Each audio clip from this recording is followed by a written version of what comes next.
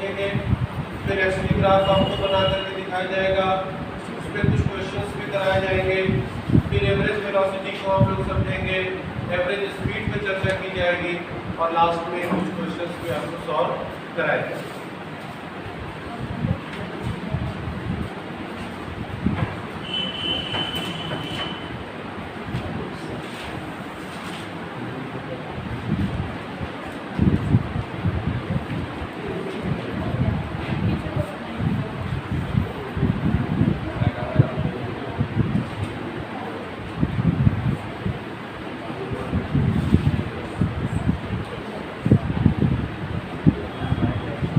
बच्चों number line है, इसमें मैं कुछ नंबर्स लिख रहा हूँ, आप लोग भी जरा इसको लिखिए।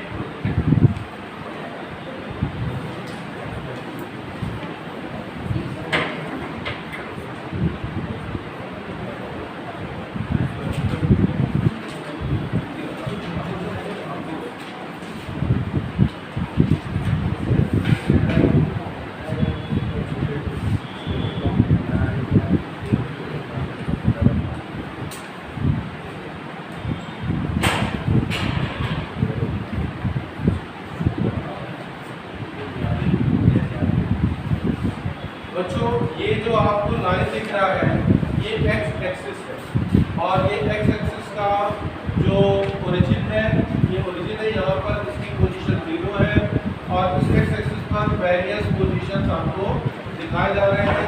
ये पोजीशन बच्चों किस में है, किस यूनिट में है, मीटर में है। ये यहाँ पर 40 मीटर, 80 मीटर, 120 मीटर, 140, 160 ऐसे करके कहाँ तक जा रही है, इसके आगे भी है। इस पोजीशन को हम P मान रहे हैं, ठीक है। इस पोजीशन को हम Q मान ले रहे हैं, इस पोजीशन को हम O मान ले रहे हैं और इस पोजीशन को हम R मान ले रहे हैं। ऐसा कल हम लोगों ने किया था। चलिए अब मैं आपसे कुछ क्वेश्चंस पूछता जाऊंगा, आप जरा बताते जाइएगा, ठीक है। सबसे पहले हम डिस्प्लेसमेंट आपको बताते हैं, डिस्प्लेसमेंट क्या होता है।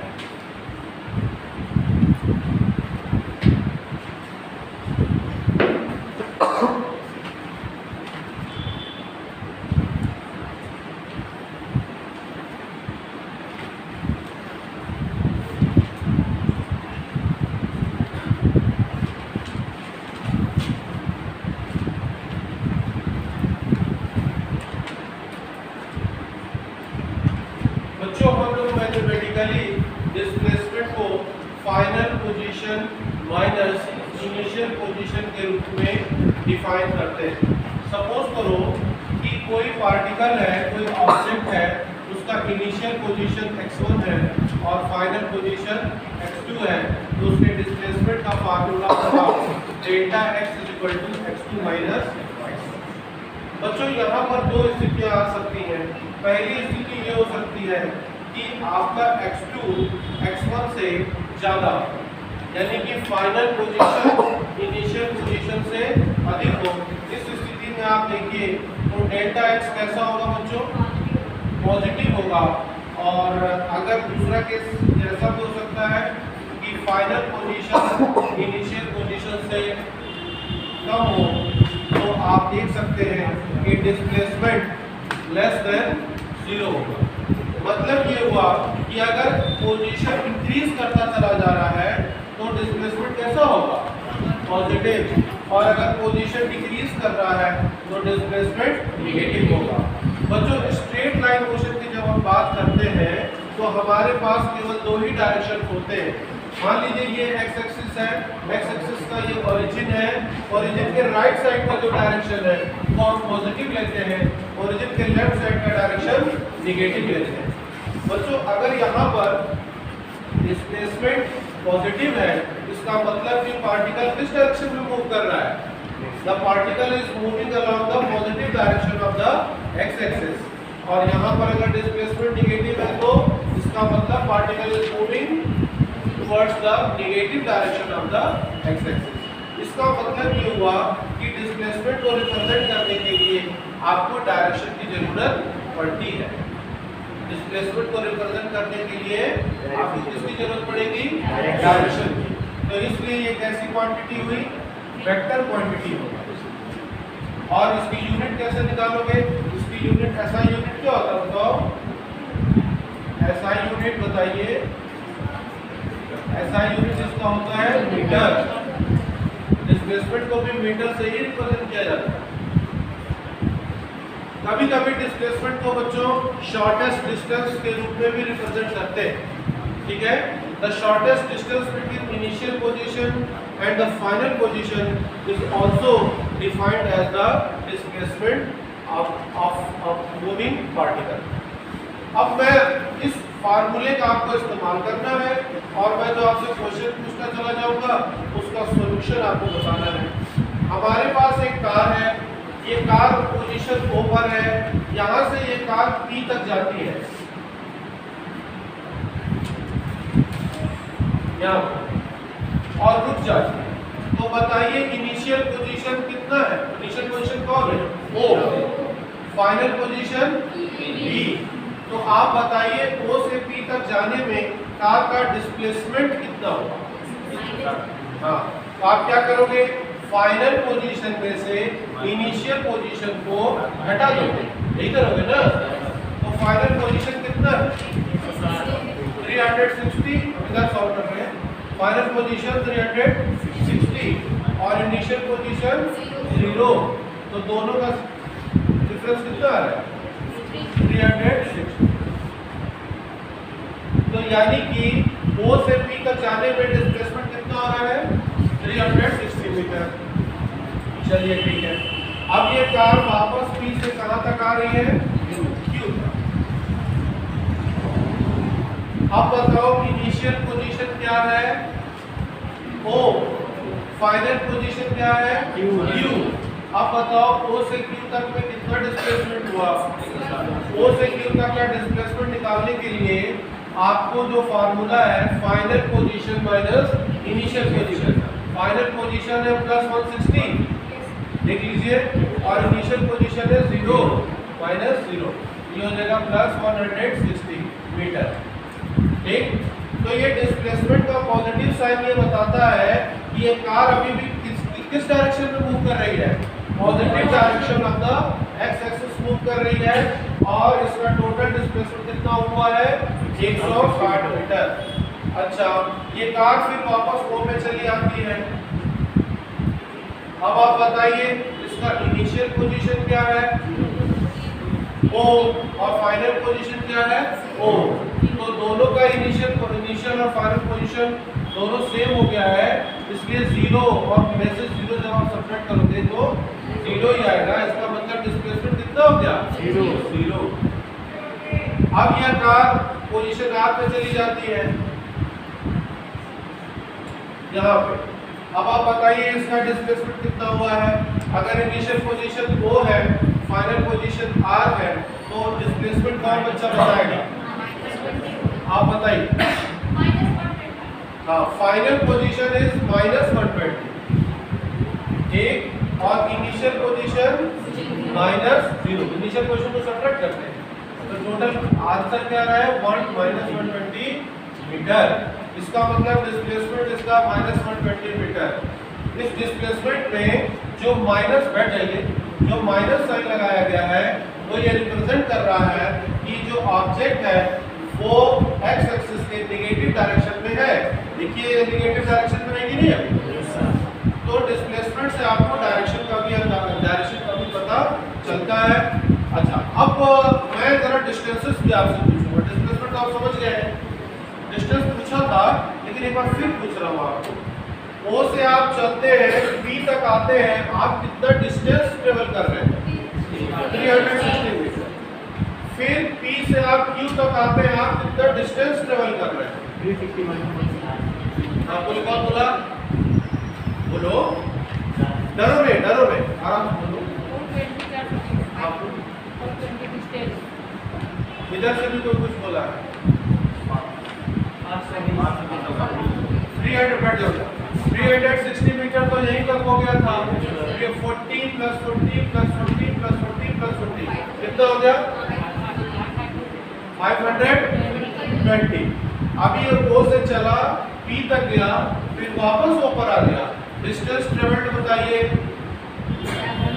720 360 मीटर जाने का और 360 मीटर आने का। अब यह कार O से आगे बढ़ गई, R पे चली गई। अब बताइए टोटल डिस्टेंस ट्रेवल्ड कहां से चला था? O से कहां पे अपनी यात्रा खत्म किया? R पे। टोटल डिस्टेंस ट्रेवल्ड बताना है 101 मीटर। 720 मीटर तो यहीं पर हो गया था। 720 मीटर में 120 मीटर और जोड़ दीजिए, 840 मीटर होगा। तो बच्चे आपने यहाँ डिस्टेंस और डिस्प्लेसमेंट में दोनों के कैलकुलेशंस को करके अंतर को समझा होगा। जरा आप अंतर बताएंगे। अब अपने आप से अंतर पूछूंगा डिस्टेंस और डिस्प्लेसमेंट का।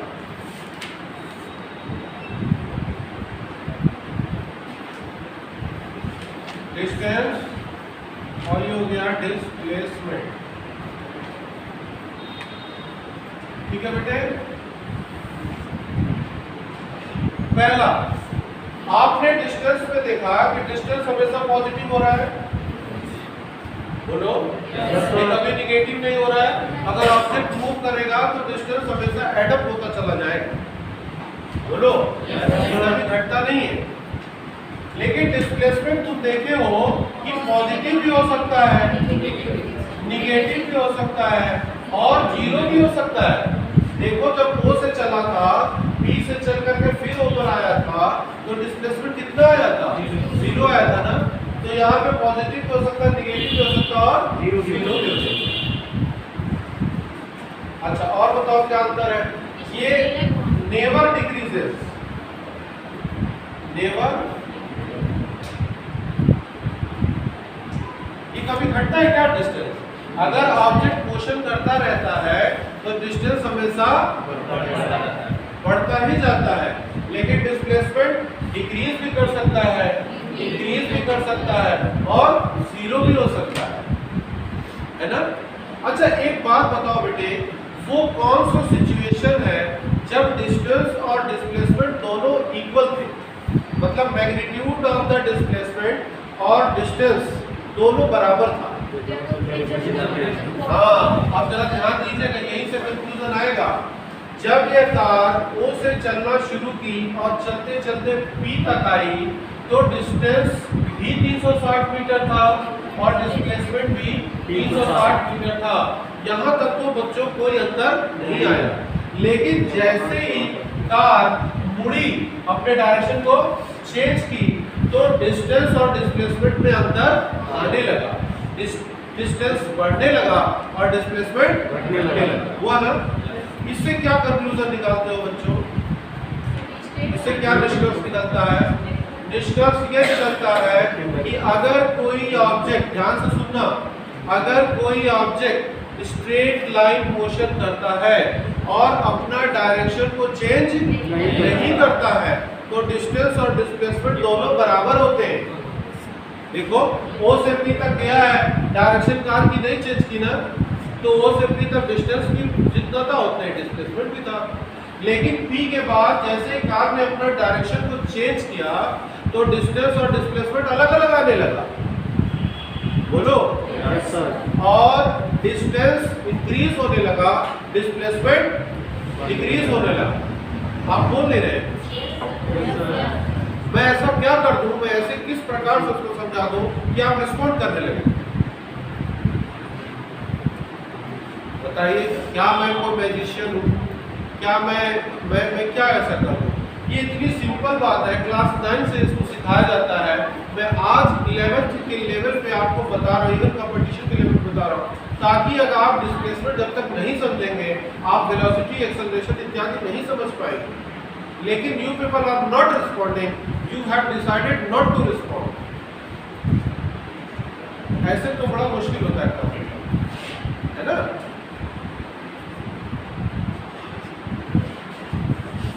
तो पहला कंक्लूजन ये है कि अगर डायरेक्शन ऑब्जेक्ट का नहीं चेंज करता तो डिस्टेंस और डिस्प्लेसमेंट दोनों इक्वल होंगे, मैग्नीट्यूड ऑफ द डिस्प्लेसमेंट दोनों इक्वल होंगे। अदरवाइज अगर डायरेक्शन चेंज हो जाता है तो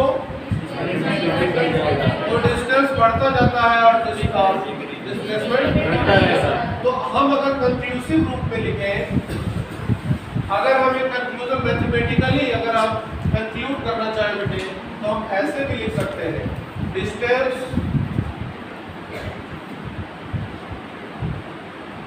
इज इक्वल टू डिस्प्लेसमेंट। ऐसा कब हो रहा है? When object does not changes its direction। लेकिन ये मैग्नीट्यूड हम लेंगे इसका क्योंकि ये माइनस भी हो सकता है ना। और एक ऑप्शन और हो सकता है कि डिस्टेंस जो है मैग्नीट्यूड ऑफ डिस्प्लेसमेंट से अधिक भी तो हो सकता है।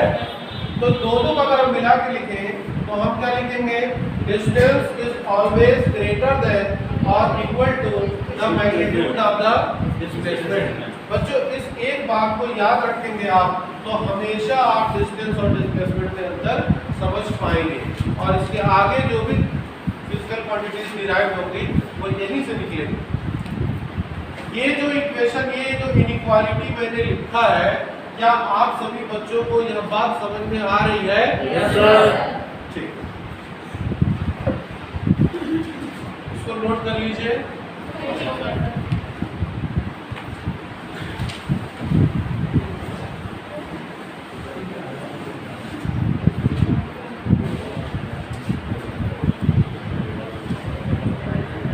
अब मैं बच्चों आपको बताने जा रहा हूं XT ग्राफ।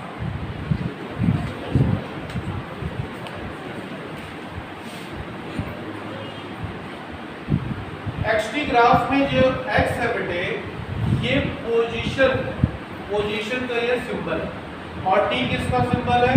टाइम। यानी कि हम XT ग्राफ का दूसरा नाम क्या है? Position time graph. हम पोजीशन टाइम ग्राफ बनाने के लिए क्या करते हैं इसको समझिए। ग्राफ बनाने के लिए बच्चों हम लोग एक एक्स एक्सिस लेते हैं और एक वाई एक्सिस। एक्स एक्सिस पर हमेशा बच्चों इंडिपेंडेंट वेरिएबल ड्रॉ किया जाता है, मतलब ऐसा वेरिएबल जो किसी दूसरे पैरामीटर पर डिपेंड नहीं करता। आप बताइए कि पोजीशन और टाइम में कौन सा पैरामीटर, कौन सी फिजिकल क्वांटिटी इंडिपेंडेंट है जो किसी पर डिपेंड नहीं करता? टाइम।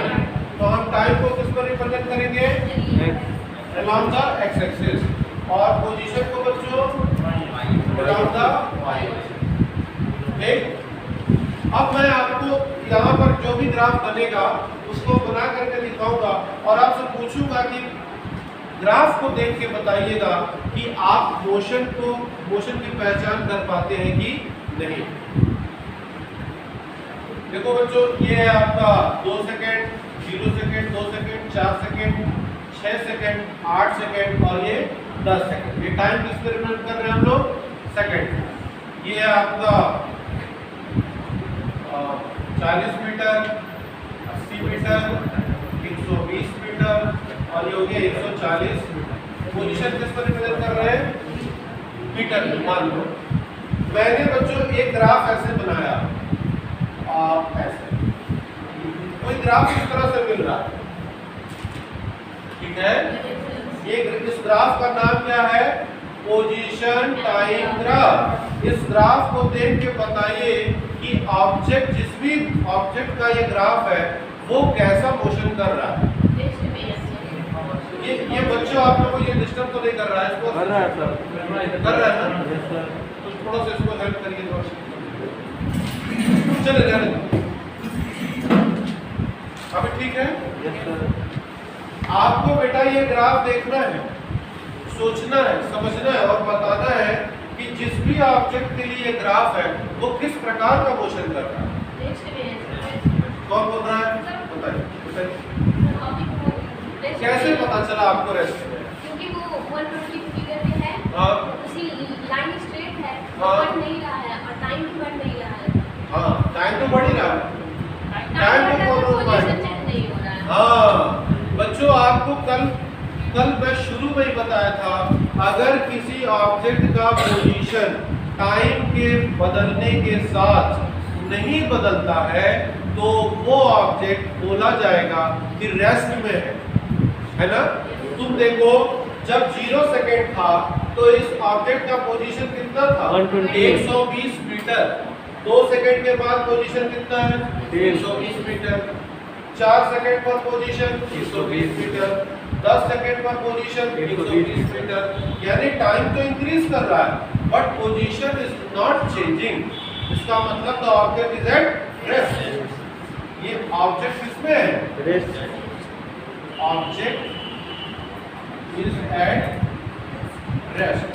इसको बना लीजिए।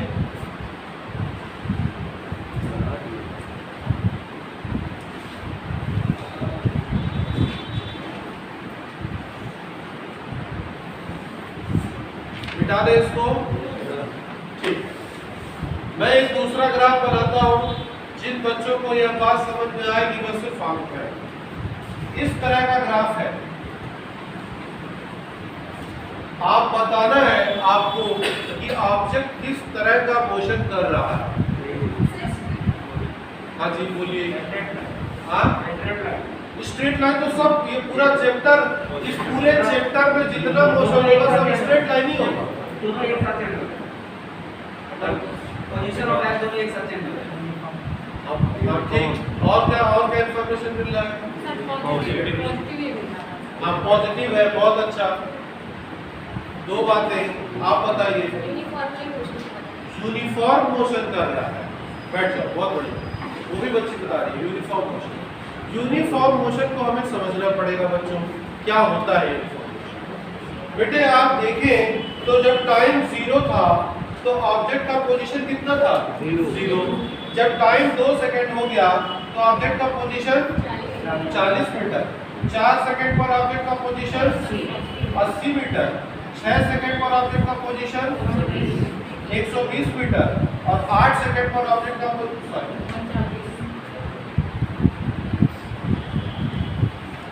8 सेकंड पर ऑब्जेक्ट का पोजीशन 140 मीटर। तुम जरा इस ग्राफ को देख के बता सकते हो कि हर 2 सेकंड में ऑब्जेक्ट कितना, उस ऑब्जेक्ट के पोजीशन में कितना चेंज हो रहा है। हर 2 सेकंड में ऑब्जेक्ट का पोजीशन कितना बदल रहा है? 40 मीटर। देखो पहले 2 सेकंड में कितना बढ़ा? 40 मीटर। अगले 2 सेकंड में 40 मीटर। अगले 2 सेकंड में 40 मीटर। अगले 2 सेकंड में 40 मीटर। इसका अर्थ ये हुआ अगर कोई ऑब्जेक्ट इक्वल टाइम इंटरवल्स में इक्वल डिस्टेंसेस ट्रेवल करता है तो ऐसे मोशन को हम यूनिफॉर्म मोशन कहते हैं। इस ऐसी स्थिति में जो ऑब्जेक्ट होता है उसकी स्पीड और वेलोसिटी बिल्कुल कांस्टेंट रहती है। ठीक है? यूनिफॉर्म मोशन क्या होगा? अगर कोई ऑब्जेक्ट इक्वल टाइम इंटरवल में इक्वल डिस्टेंसेस ट्रेवल करता है तो ऐसे मोशन को हम यूनिफॉर्म मोशन कहते हैं। और यूनिफॉर्म मोशन के लिए आपको इस तरह का एक ग्राफ मिलेगा जो कि बिल्कुल स्ट्रेट लाइन होगा और उसका स्लोप बिल्कुल कांस्टेंट होगा। ठीक है?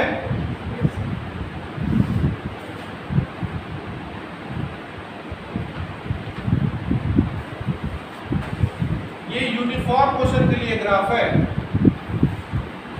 ठीक, नोट कीजिए।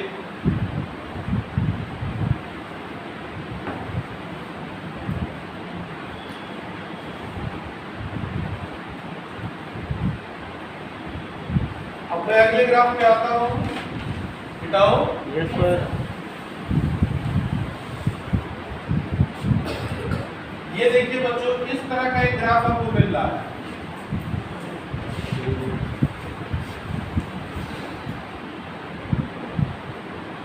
बताइए ये कैसा मोशन कर रहा है ऑब्जेक्ट? Non uniform. कैसा मोशन है? Non uniform. Non uniform motion है।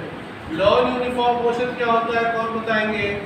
अभी यूनिफॉर्म मोशन जैसे बताए हैं उसी पैटर्न में आप नॉन यूनिफॉर्म को भी समझ सकते हैं। बताइए, आप बोलिए। सर जब कोई ऑब्जेक्ट इक्वल टाइम इंटरवल में मतलब इक्वल डिस्टेंस ट्रैवल नहीं करता, unequal distance, yes unequal distance travel नहीं करता तो करता है, अनइक्वल डिस्टेंस से ट्रेवल करता है तो ऐसे मोशन को नॉन यूनिफॉर्म मोशन कहते हैं। जरा तुम बता सकते हो कि पहले पहले 2 सेकंड में ऑब्जेक्ट ने कितना डिस्टेंस ट्रेवल किया है? 0, कोई डिस्टेंस ही नहीं ट्रेवल किया।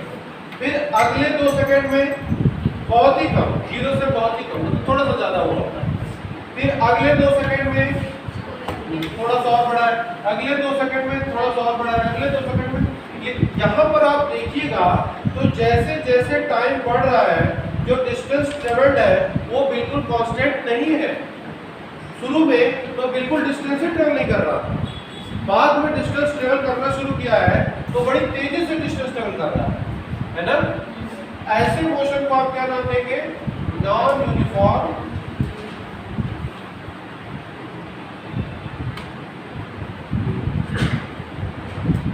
मोशन। ठीक है, नॉन यूनिफॉर्म मोशन का डेफिनेशन ये है कि if an object travels unequal distances in equal intervals of time, then the motion of the object is said to be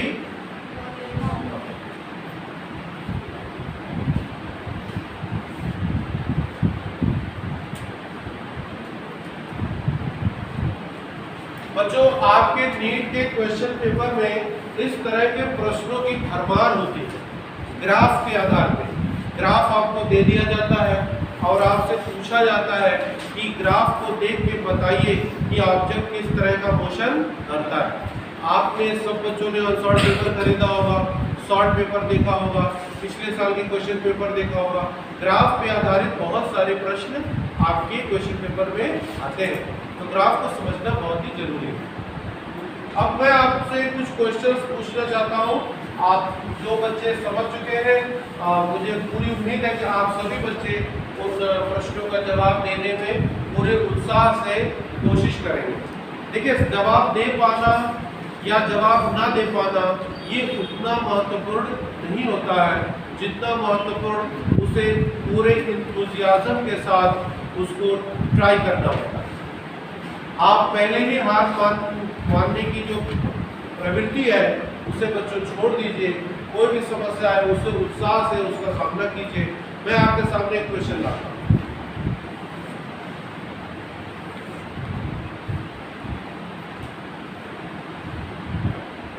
ये टाइम है और ये पोजीशन। आपको बताना है मेरा प्रश्न ये है कि किसी पार्टिकल का, किसी ऑब्जेक्ट का ये एक्सटी ग्राफ है। कोई पार्टिकल है? बोलो। ये एक्सटी ग्राफ है। आपको बताना है कि ऑब्जेक्ट किस तरह का मोशन कर रहा है। सोच लो।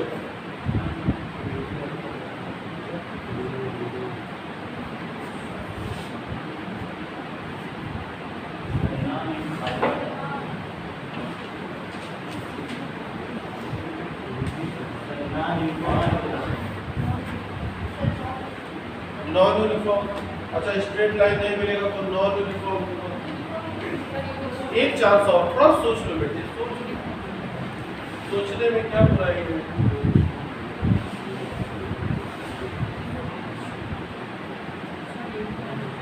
मैं अगर बच्चों ये कहूं कि जिस भी पार्टिकल का ये एक्सटी ग्राफ है, ये ग्राफ पॉसिबल ही नहीं है, ये ग्राफ ही गलत है, या मैं कहूं कि इस तरह का मोशन नेचर में पॉसिबल ही नहीं है।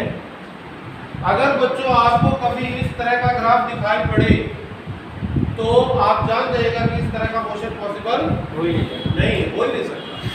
कौन बताएगा इसका वजह?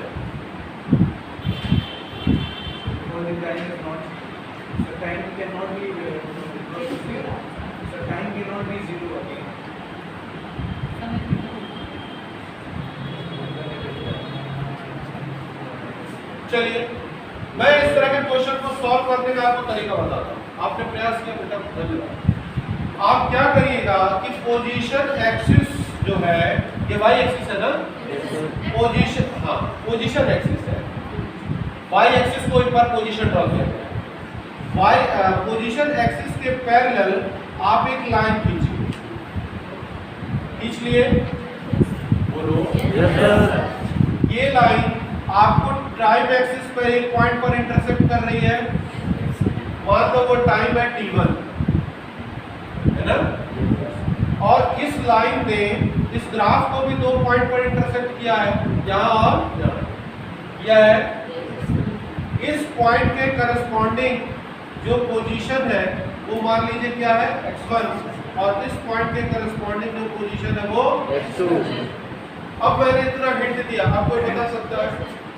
बताइए। एक ही टाइम पे पोजीशन दो बार देखिए ये ग्राफ बता रहा है, बहुत अच्छा बेटा, ये ग्राफ आपको बता रहा है कि एक ही टाइम पर घड़ी को देख करके एक ही समय पर वो ऑब्जेक्ट x1 पोजीशन पर भी है और वो ऑब्जेक्ट x2 पोजीशन पर भी है। बच्चों क्या यह संभव है कि एक ही क्षण पे, एक ही मोमेंट पे आप दो जगह विद्यमान हो? दो जगह आपकी पोजीशन हो सकती है? नेचर में किसी के लिए ये पॉसिबल नहीं है। इसका मतलब कि ये ग्राफ भी, जिस भी पार्टिकल का ये ग्राफ शो किया गया है, this graph can not be possible in the nature. इस तरह का मोशन नहीं हो सकता। सही है? Yes sir. मिटाए इसको। Yes sir. अब आगे मैं पूछता हूँ, देखिए आप कर पाते हैं।